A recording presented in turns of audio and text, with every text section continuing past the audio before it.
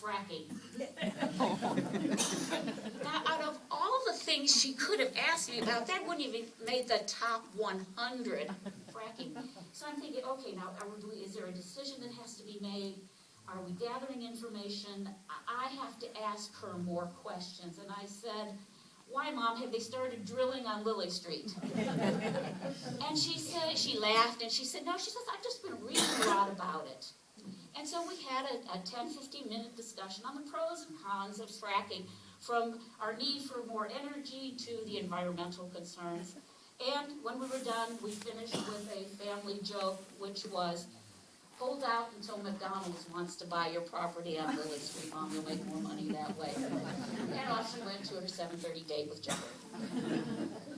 Now, Mom always liked nice clothes. She used to tell us of sitting in class with Lola Albright. I don't know if some of you people remember her, but she was a woman who went on to become a Hollywood movie star. And Mom just used to stare at her wardrobe and think that, man, she had some really great clothes. Mom learned to knit, and she made herself a bright blue sweater that she wove with some thread and tied it in a bow, and it had pom-poms on it.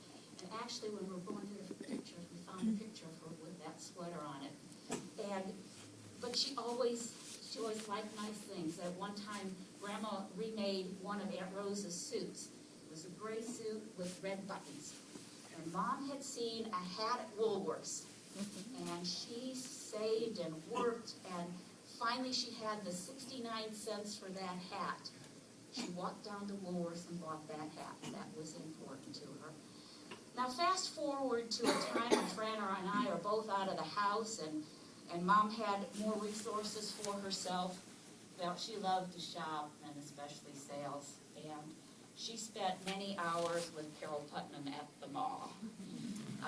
And Carol was one of the people who could get Mom to loosen up those purse strings just a little bit and buy herself something that she maybe wouldn't have spent money on before.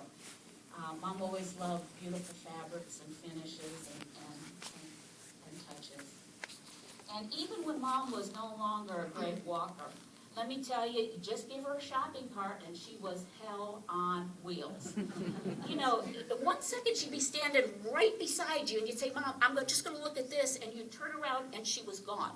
Now, I don't mean next aisle gone. I mean the way the other side of the store gone. And Lindsay and Fran and I would have to, spread out through the store and try and find her. And she would be gone, missing for 10, 15 minutes that way.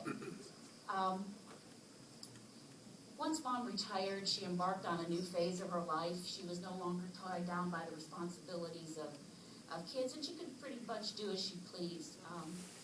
She spent many hours volunteering at Oasis at Chapel Hill Mall, where she had so many great opportunities to do so many great things and certainly meet some dear friends like Sister Monica through that organization.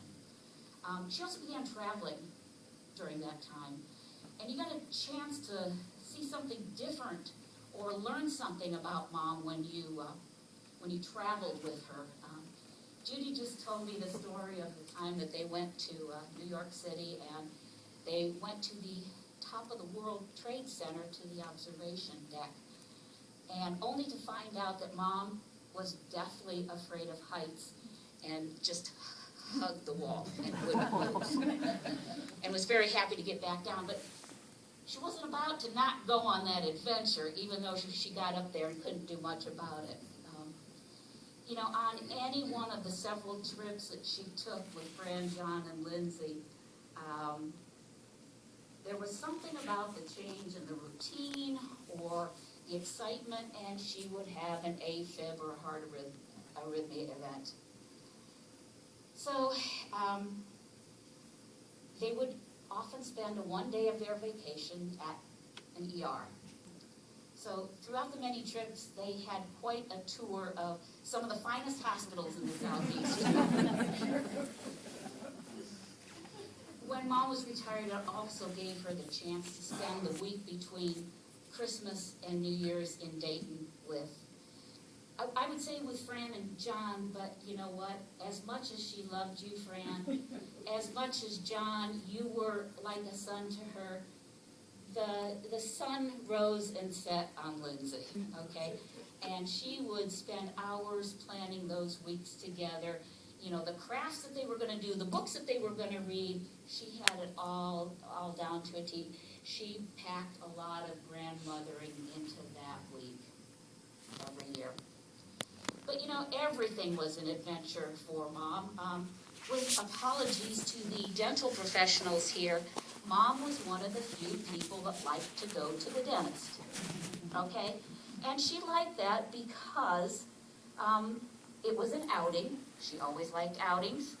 She loved Solon and his staff and loved to talk to them.